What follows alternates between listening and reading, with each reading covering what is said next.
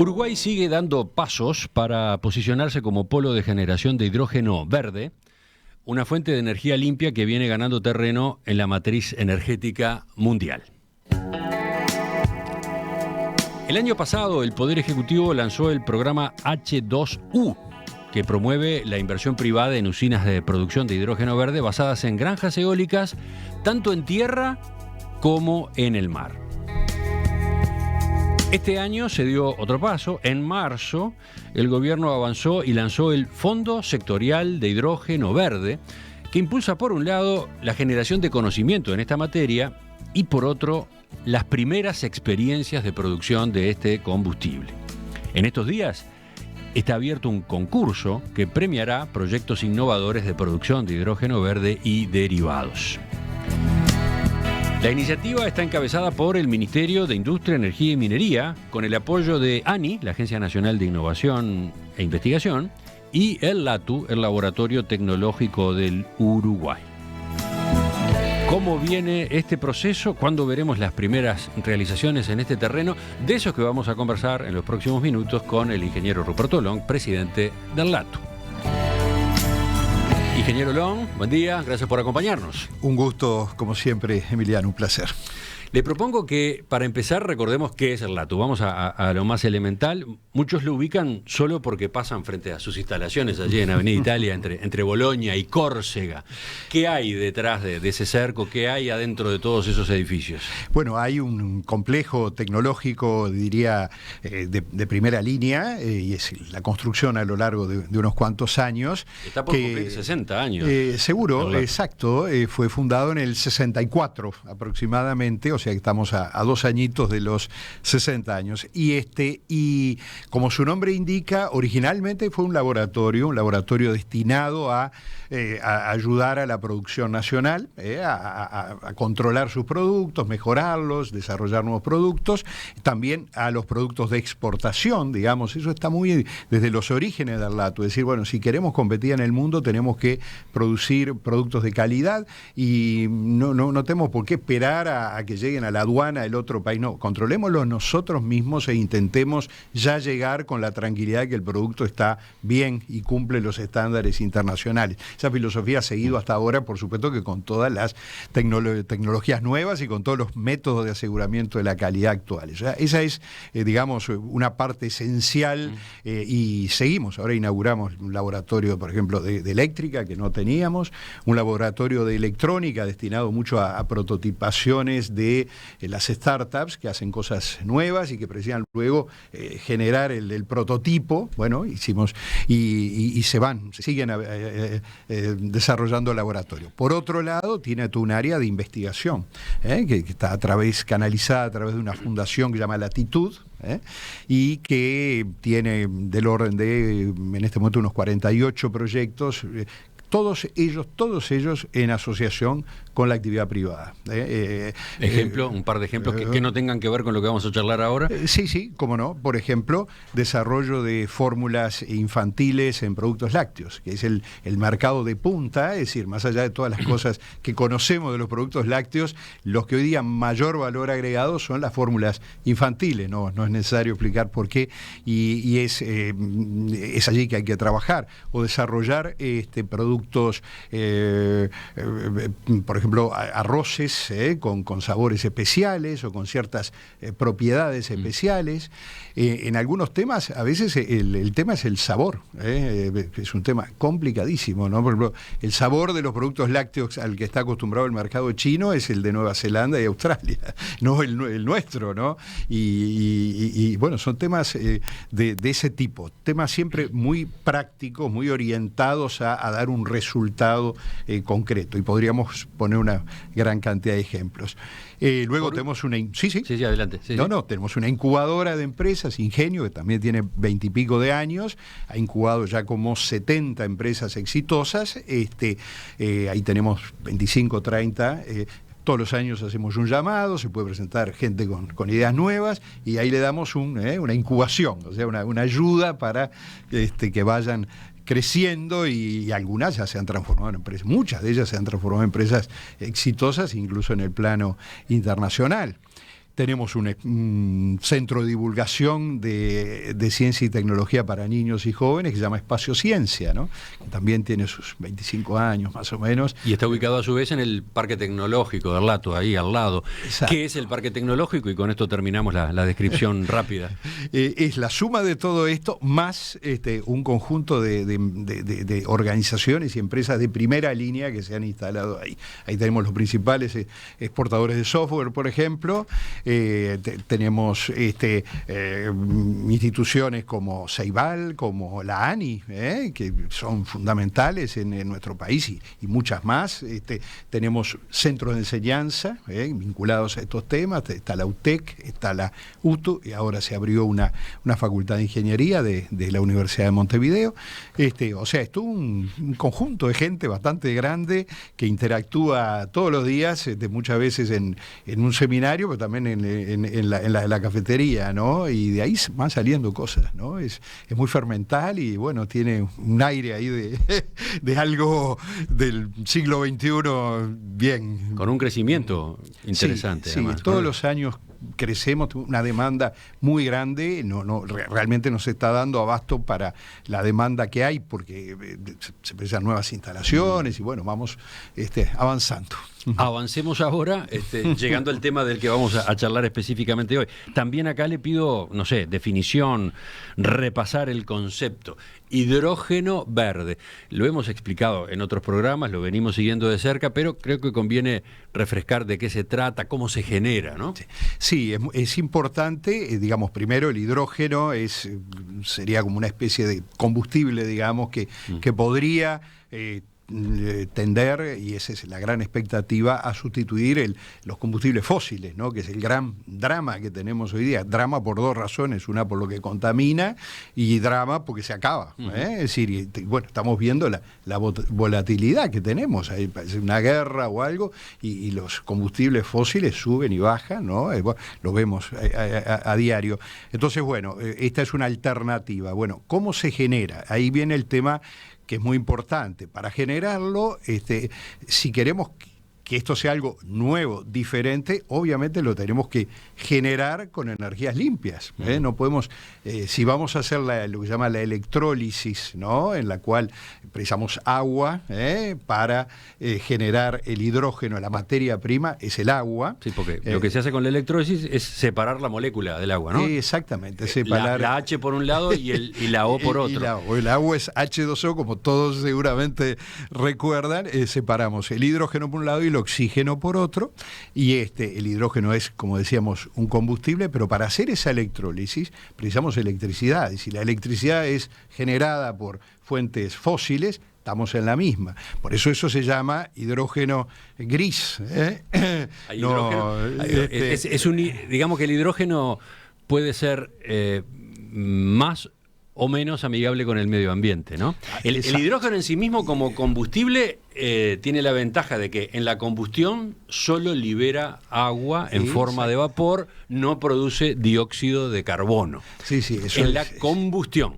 La pregunta, por otro lado, es, ¿y cuando se produce, cuando se genera el hidrógeno, qué pasa? ¿Allí hay o no hay emisiones, no? Bueno, por eso es importante que la energía que usemos, la energía eléctrica que utilicemos para la electrólisis sea una energía limpia, ¿no? Entonces esto se asocia, y ahí entramos en lo que es el hidrógeno verde. El hidrógeno verde es generado sobre la base de energías limpias. Por ejemplo, si nosotros instalamos una planta fotovoltaica solar o una eólica o una granja eólica y en base a esa energía hacemos la hidrólisis, la que estamos generando es hidrógeno verde. Y ese es el objetivo que tenemos nosotros y que tienen otros países también, obviamente, porque es lo que permitiría limpiar la parte de matriz energética. Bueno, nosotros creo que se ha hecho una gran tarea a lo largo de los años de que toda la energía eléctrica que tenemos, que usamos habitualmente, la que nos llega a través de esa energía limpia prácticamente en su totalidad. Sí, recordemos, porque Uruguay ya tenía su tradición de generación hidráulica, ¿no? Sí. De décadas y décadas. Sí, una buena parte de la matriz de generación de energía eléctrica era centrales en base a agua. Pero después, bueno, se fue avanzando con los parques de aerogeneradores, la generación en base a biomasa, la generación fotovoltaica, que en menor proporción también aparece. O sea, en cuanto a la generación de energía eléctrica, hemos limpiado mucho. Todavía quedan algunas plantas que son que funcionan en base a combustibles fósiles, pero digamos que esa parte está reducida. Sí, es marginal, estamos hablando de un 3%, o sea, digamos, como bien dice usted, esa parte está básicamente resuelta, ¿no? ¿Dónde tenemos el debe, por ejemplo, no sé, en el transporte? Exacto. La otra mitad que nos queda, ese es todo el tema de donde se usa el combustible fósil en forma directa, ¿no? Ya no para generar energía eléctrica, que como decíamos ya no se utiliza prácticamente para nada, pero sí es lo que usamos básicamente en el transporte. Es decir, dentro de esos consumos, el gran consumo es el transporte, ¿no?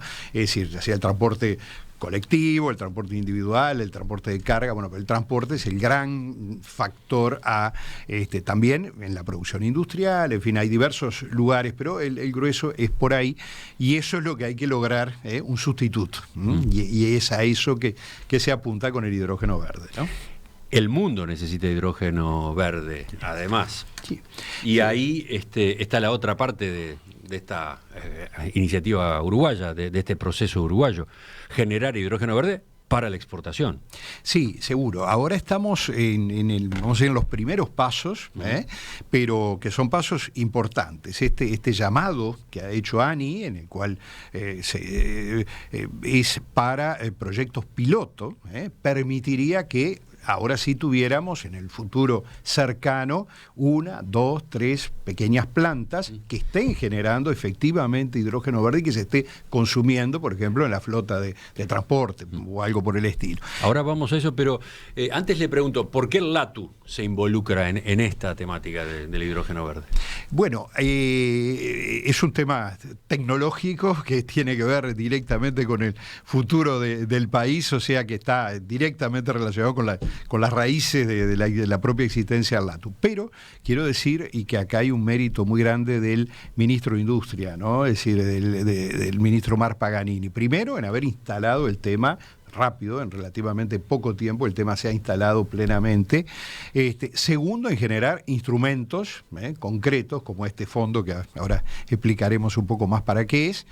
Y tercero, en tratar de transformar esto en algo, en un equipo en el cual cada uno aporte lo suyo. Y el LATU tiene también para aportar. Acá quiero aclarar con mucha humildad que estamos todos aprendiendo, no acá, en el mundo estamos aprendiendo en este tema, porque es un tema relativamente nuevo y salvo algunos especialistas, que los hay, pero que son pocos, es un tema nuevo en el cual hay que meterse. Y el LATU puede ayudar a generar conocimiento, masa crítica, ayudar a generar proyectos, vincular empresas para que se entusiasmen y se larguen por ejemplo, para estos llamados que vienen ahora. En fin, hay mucha cosa que el LATU puede hacer. Hay una cosa muy importante que creo que surgió de lo que hablamos al comienzo. El LATU tiene una gran interacción con el aparato productivo. Estamos en permanente contacto con la Cámara de Industria, la Unión de Exportadores, la Cámara Mercantil, la Cámara de Comercio.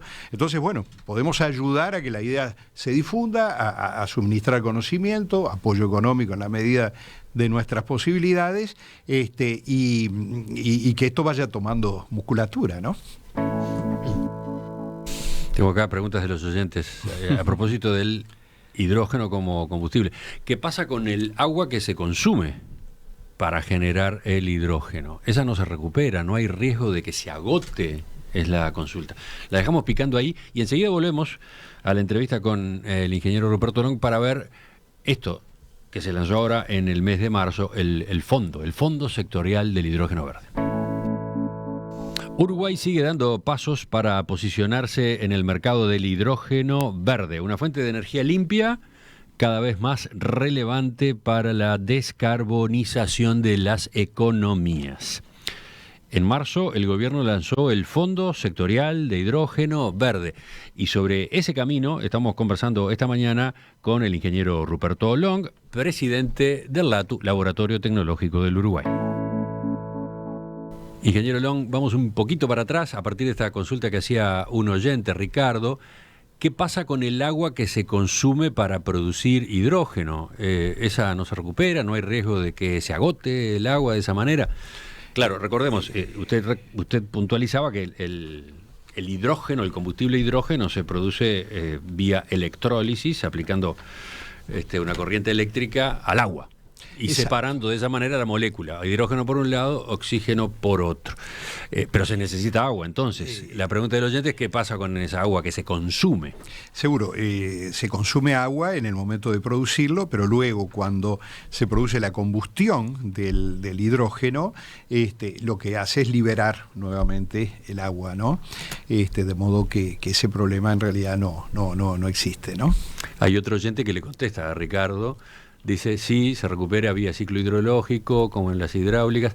Por otro lado, las estimaciones dicen que si se produjera todo el hidrógeno que se está pensando, el consumo sería del orden de 0,5% de lo que hoy consume una zafra arrocera.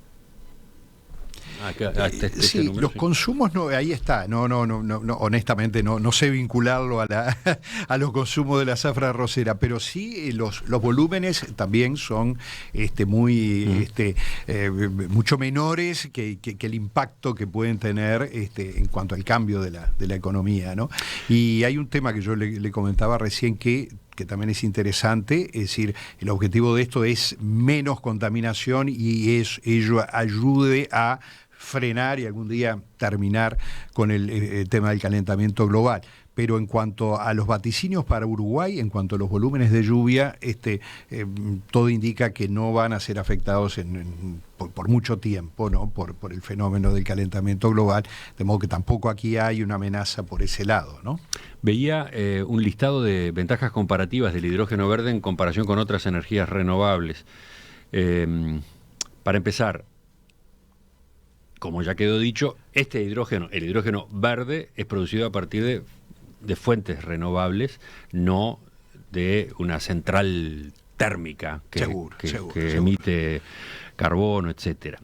Segundo, 100% sostenible. El hidrógeno verde no emite gases contaminantes ni durante la combustión ni en el proceso de producción, ¿no? Exacto. Almacenable.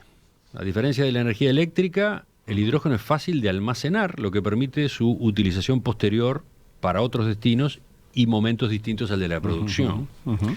Versátil. A ver, capaz que usted puede explicar mejor esto. El hidrógeno puede transformarse en electricidad o en combustibles sintéticos y utilizarse con fines domésticos, comerciales, industriales o de movilidad. Sí, no necesariamente se tiene que utilizar como combustible en sí mismo. Se puede utilizar para generar a su vez electricidad, por ejemplo, para un vehículo de transporte, un coche o un ómnibus que funcione con energía eléctrica, puede usar igual el hidrógeno, en ese caso, actuando como generador de energía eléctrica, ¿no? Es decir, con el tema de las celdas de combustible, en fin, hay diversas formas que eso se puede hacer. También se puede, tiene ciertas facilidades de transporte, pues se puede usar también un gasoducto, por ejemplo, se puede trasladar de esa forma, o si no, se puede trasladar por medios más convencionales, ¿no? Riesgos también aparecen. Siempre la pregunta sobre los riesgos. Sí, eso también es verdad. Es decir, hay un tema de la facilidad de combustión que tiene, que lo hace riesgoso en su manipulación, ¿no? Es decir, recién se decía que tiene facilidades de almacenamiento. Es cierto, almacenar la energía eléctrica es muy complejo. Esto es hay métodos más tradicionales que funcionarían, pero hay que aplicarle protocolos de enorme cuidado, ¿no? Para evitar de que eso traiga riesgo. Por eso también es importante empezar a trabajar con el tema, por eso es importante estas experiencias piloto, para ir aprendiendo desde abajo cómo manejar esta energía. Pero es verdad, tiene sus riesgos también, eso hay que tenerlo en cuenta y habrá que aprender a manejarlo con todas las seguridades correspondientes, ¿no? Ahora sí, vamos a las noticias más recientes. Lo más reciente, con el fin de promover esta fuente de energía, el hidrógeno verde, se creó el Fondo Sectorial, un proyecto encabezado por el Ministerio de Industria, Energía y Minería, con el apoyo del LATU y de la ANI, la Agencia Nacional de Investigación e Innovación. Tiene dos objetivos: generación de conocimiento local y, por otro lado, impulsar las primeras experiencias productivas de hidrógeno. El llamado ya es para proyectos piloto, ya es para proyectos piloto. Lo que pasa es que incluye, es decir, cuando uno hace plantea ese proyecto, requiere de un componente de conocimiento que puede ser aportado por consultores privados, que ya los hay en el Uruguay, que están trabajando en esta temática, puede ser aportado por el propio LATU, puede ser por una conjunción de varios, puede ser aportado por empresas que tengan ya alguna experiencia en este tema, si bien es un tema bastante virgen en el Uruguay, algunas cosas se han intentado hacer. Bueno, los que se presenten van a presentar un proyecto ya concreto que tiene que ser como mínimo para generar 1,5 megavatios de ahí para arriba, pero que ya va a ser un proyecto concreto, ¿no? Es decir, del cual el LATU puede ser uno de los aportantes del conocimiento necesario, ¿no? Está corriendo este concurso, sí, destinado a promover proyectos innovadores de producción. ¿A quiénes se ha convocado? A todo aquel que reúna, digamos, las condiciones que allí se establecen en cuanto a tener alguna experiencia en la materia, tener determinadas condiciones, digamos, que se exigen para que sean ofertas serias, digamos, y ese fondo, que dispone en principio hasta de $10 millones para apuntalar esas experiencias, que ojalá haya unas cuantas ofertas, obviamente no todas se podrán apoyar, pero algunas sí. Sería la primer efecto concreto, digamos, y el primer paso concreto en ese camino, ¿no? A ver, está abierto hasta el 8 de junio. Sí, en principio hasta el 8 de junio, ¿no? Si hubiera intereses, si hubiera gente que manifestara su interés y requeriría más tiempo, no sé, tendrá que plantearlo a ANI la posibilidad de que haya algún plazo mayor, pero digamos, esa es la idea en principio, ¿no? Ahora, ¿de qué estaríamos hablando? ¿Qué es lo que ustedes saben? ¿Por dónde van o irían los proyectos? Bueno, ahí es una pregunta un poquito difícil porque como también estamos involucrados en este tema, hay temas de confidencialidad que son delicados, pero hay acá en el Uruguay algunas empresas que han estado trabajando, incluso empresas que han hecho alguna inversión en este campo, que tienen algún terreno ganado. Hay empresas desde el punto de vista industrial, hay empresas de logística, porque acá hay todo un tema también que tiene que ver con la logística, hay consultoras que están trabajando, o sea, obviamente en este momento es delicado porque cualquier cosa que uno diga puede favorecer a uno, perjudicar a otro, pero... No, ¿sabe por qué le pregunto? Porque el oyente, el que no está en el tema y quiere acercarse a este campo, el del hidrógeno verde, me parece que necesita ejemplos, ¿no? ¿Qué es lo que puede llegar a ocurrir a partir de este concurso, de este llamado? Que se pongan en marcha proyectos ¿de qué? Bueno, justamente de hidrólisis, de electrólisis, perdón, que permita la generación de hidrógeno verde y la utilización del mismo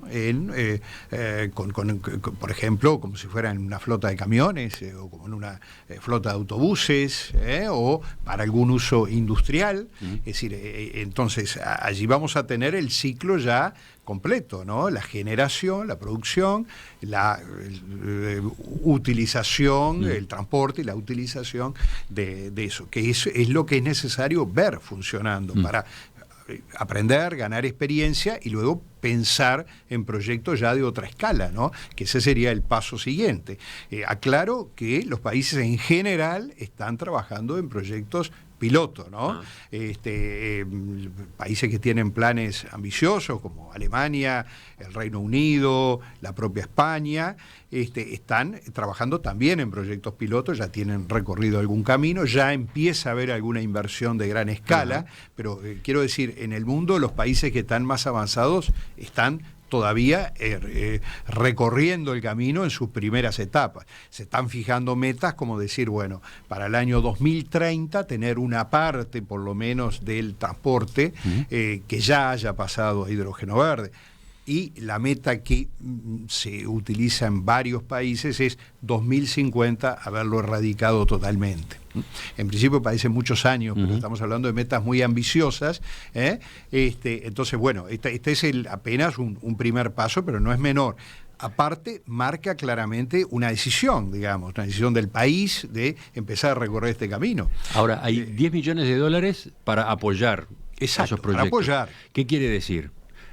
O sea, cuando se evalúe los proyectos presentados al concurso, ¿qué va a pasar? Algunos serán descartados, otros serán premiados con el aporte de una parte de estos 10 millones de dólares. ¿Cómo es? Exactamente así, es decir, aquellos proyectos seleccionados van a recibir un apoyo que es como una especie de subsidio. Obviamente tendrán que hacer su inversión propia, que puede llegar a ser importante, muy importante, pero van a tener una ayuda, van a tener una ayuda a través de este fondo, para que tengan, que es también una forma de estimular, digamos, a que esos proyectos se presenten, ¿no? Ese es el objetivo. Los seleccionados van a tener un aporte económico de este fondo. Ajá. ¿Y en función de qué se lo selecciona? ¿Por qué puede llegar a quedar afuera uno y otro sí ser premiado? Bueno, ahí están las bases en las cuales mencionaba un par de factores, como ser, por ejemplo, el tener alguna experiencia o algún conocimiento suficiente que se pueda demostrar que eso es una propuesta seria, el hecho de que los resultados sean visibles en el corto plazo, porque ese es el objetivo de un proyecto piloto, ¿no, verdad? Es decir, que relativamente pronto esté funcionando y esté comenzando a dar experiencia y conocimiento para pensar en proyectos de otra escala. O sea, hay varios parámetros que se van a utilizar para juzgar cuáles sí, cuáles no. Si es un proyecto a largo plazo, bueno, no es para este caso. En este caso están buscando pilotos que tengan un impacto relativamente rápido, se vean funcionando relativamente rápido, que es la forma de empezar a recoger conocimiento, ¿no? ¿El fondo ese es ampliable? Sí, yo pienso que sí, eso es una opinión absolutamente personal, ¿no? Porque acá hay que conjuntar diversas voluntades y esfuerzos, pero si se ve que hay un interés y que el camino se va pavimentando, vamos poniendo piedras, bueno, también habrá que poner otras por el lado de todos nosotros, incluyo al propio Lato, en cuanto a poder reforzar esos montos para acoger otras experiencias, ¿no?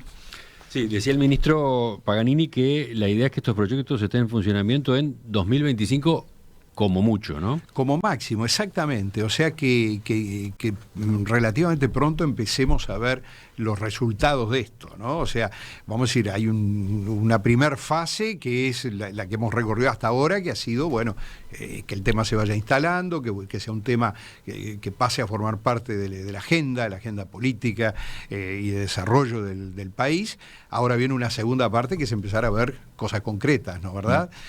Ojalá haya otras inversiones que incluso no tengan nada que ver con este fondo, algunas de ellas se están hablando en nuestro país. Bueno, ojalá haya más cosas. ¿A qué alude con eso? ¿Hay proyectos que ya están en curso independientemente de este concurso, de este llamado que ha hecho el Fondo Sectorial? Sí, hay un proyecto, por ejemplo, que ha tomado Estado Público, que es el proyecto de Tambores, que es una empresa alemana que ha planteado la posibilidad de instalarse allí, ya ha avanzado, ya hay un proyecto. Bueno, veremos cómo sigue eso, es privativo de esa empresa privada, pero la idea es, sí, sobre la base de disponer de recursos solares y eólicos, generar hidrógeno verde allí en la zona de la localidad de Tambores, ¿no? Eso es un proyecto que ya está incluso en etapa de audiencia pública, ¿no? O sea que esto está ya empezando a caminar, veremos cómo sigue. Lo interesante, si me permite, yo quiero hacer una pequeña reflexión, como yo recuerdo en mis épocas de estudiante, en Facultad de Ingeniería había un profesor que se llamaba Emanuel Cambilargiu, de origen rumano, que trabajaba en una cosa muy alocada para la época, que era generadores de energía eléctrica en base al viento, ¿no? Y eso que se veía como una cosa rarísima, que me acuerdo que los muchachos jóvenes al revés nos entusiasmaba y todo eso. Bueno, luego lo tomaron otros ingenieros, Valde, Mayolo, etcétera. Aquello fue creciendo, después lo tomó UTE, luego vino las primeras experiencias. Me tocó, ahí sí, ya como presidente de UTE, encender el primer molino de viento conectado a una localidad, que fue Polanco, departamento de La Valleja. Luego marco regulatorio, ley, un cambio histórico que permitió la inversión en generación. Luego todos los llamados sucesivos que se hicieron para inversores, y aparecieron los inversores. Bueno, en definitiva, en 30 años pasamos de no tener, de una locura de un profesor que aparentemente estaba un poco fuera de la realidad, a tener un potencial eólico muy importante y ser ejemplo en la materia, incluso a nivel internacional. Entonces, se pueden hacer las cosas. Ese es un ejemplo de éxito uruguayo a lo largo de 3 décadas, diría, de trabajo, ¿no? Ese es un destaque que usted hace para quienes piensan que esto es demasiado volado, que esto es demasiado en el aire todavía. Lo que usted subraya, se está siguiendo un proceso. Y que los plazos, si ese proceso, el eólico, tomó, pongámosle, 30 años desde el arranque a ser exitoso, hoy día, con la aceleración de los tiempos tecnológicos, seguramente sea menos, y no es ningún disparate pensar que en 5 años, 10 años vamos a ver resultados importantes, y ojalá en 20 terminar con el tema hasta donde se pueda, ¿no? De los combustibles fósiles que nos, como vemos todos los días, nos generan una dependencia brutal. Estamos pendientes de lo que pasa, si sube, si baja el petróleo. Bueno, es otro estadio, sería otro país con otras características. Bueno, hacia ahí hay que ir. Bueno, hablando de procesos, desde la audiencia hay varios mensajes que recuerdan que el camino hacia el hidrógeno en realidad empezó en el periodo de gobierno anterior. Ahora hablábamos de este fondo sectorial que se largó en marzo. Yo mencioné que el año pasado ANCAP lanzó el proyecto, la iniciativa H2U, pero la misma ANCAP, en el año 2018, bajo la presidencia de Marta Jara, había iniciado una serie de debates y reflexiones, le llamaba Proyecto Verne. Usted recordará eso, ¿no? Sí, recuerdo esa iniciativa. Y digamos acá el tema tiene que ser un objetivo país, ¿no? Es decir, acá estamos todos en el mismo barco, y estos cambios, creo que con el ejemplo que yo relaté de la energía eólica, fue así, digamos, fue la suma de esfuerzos a lo largo de muchos años, incluso de gobiernos de diferentes signos, ¿no? ¿Verdad?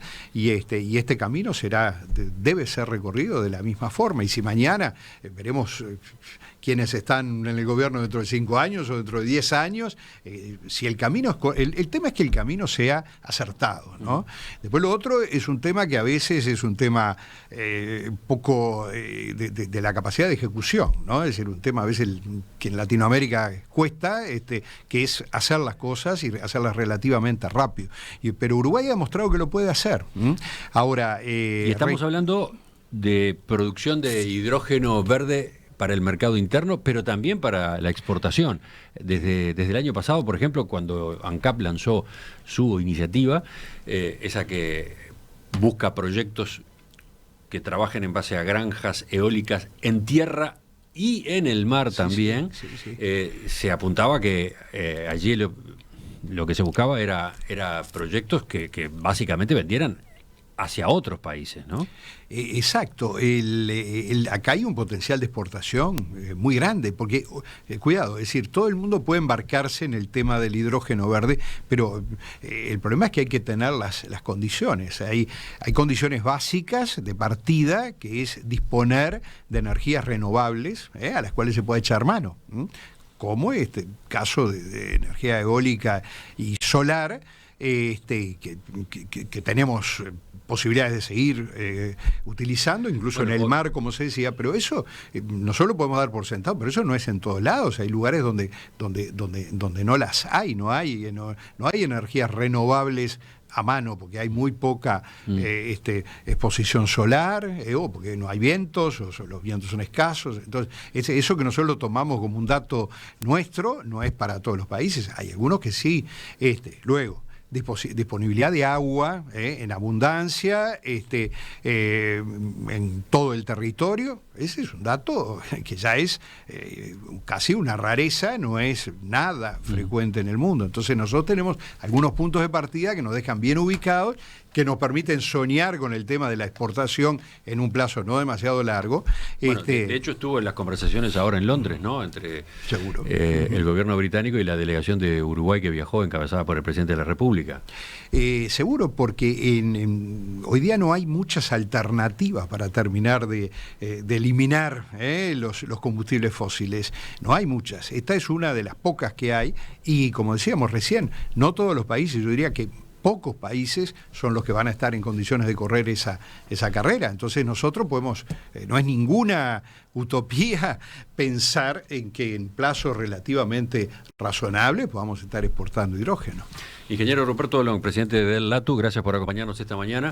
Quedamos ahora pendientes de esa fecha, 8 de junio, ¿no? Exacto, esa va a ser una primera mirada al termómetro. En cualquier caso hay que seguir sembrando, yo por eso mucho agradezco que un programa tan prestigioso como este se interese por el tema, porque tenemos que seguir generando conciencia de que este es un camino importante y que hay que recorrerlo.